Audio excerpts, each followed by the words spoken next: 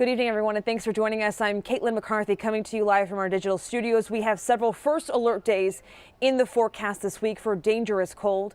Let's bring in meteorologist Erica Page. She can walk us through what we can expect tonight and also for the morning commute.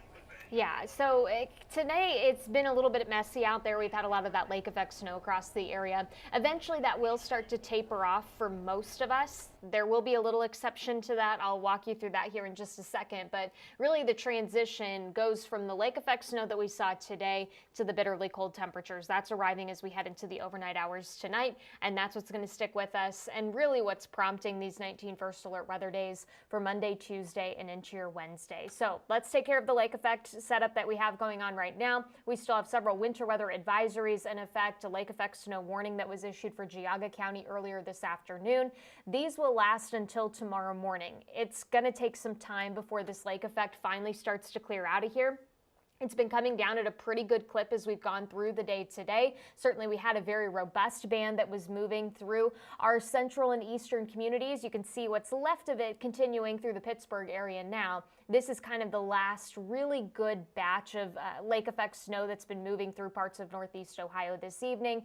The more we kind of transition into the overnight hours, the more this is going to become a bit more sparse. I'm not saying it's done. It's just we're not going to see quite as much organization to it as what we were seeing earlier this afternoon and even throughout this evening. So here's your future view. You can see that it's pretty quiet by the time we start getting into the early hours of your Monday, but still not done just yet. What's essentially happening is you're getting a wind direction change. So right now winds are out of the northwest. That's steering those bands northwest down to the southeast. But the more we go through your Monday, you're going to see a wind shift out of the west, and that's going to eventually lift these lake effect bands mainly into our primary snow belt, essentially, as we go through the day tomorrow. So if you're Cleveland eastward, you still have a chance of picking up on some of this snow.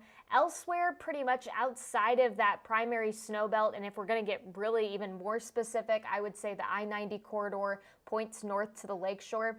You're probably not going to see a whole lot in the way of additional snowfall. Really, the biggest battle by this point is just going to be some of that colder air that's working back in. Speaking of the colder air, tomorrow daytime highs pretty cold. We're at best we're into the single digits. I would say temperatures for a lot of us are going to range anywhere from about 5 degrees to 10 degrees. But when you factor in that stronger west wind, it's going to push those wind chill values for most once we get into the afternoon, -10 to -5. And because of the wind chill aspect of this, it does mean we're kind of leading into these cold weather advisories. Yesterday, we were still under the extreme cold watch. That has since been upgraded to the cold weather advisory because wind chill values will likely range anywhere from about -20 to -10 most days. The exception to that is going to be as we look ahead towards your Wednesday. So you'll see that on your wind chill tracker.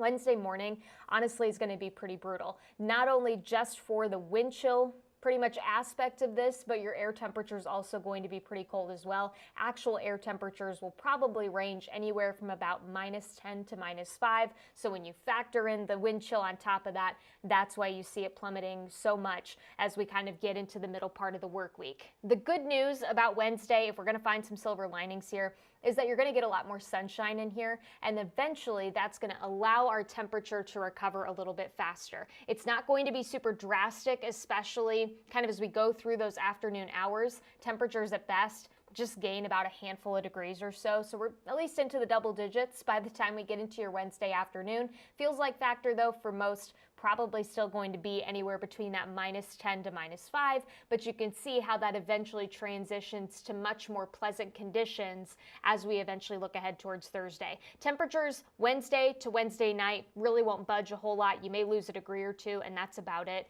And that's because of much stronger winds that are going to be rolling in, helping to bring us back into the 20s Thursday into Friday. And then it does look like we may have another system try and close in next weekend.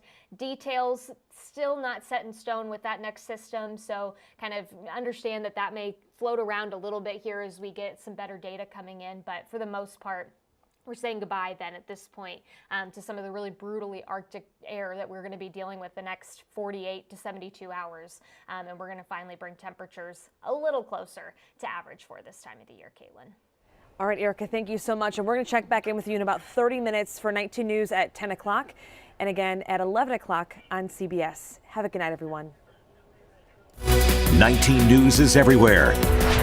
Download our CTV apps and follow us on social media at Cleveland 19 News.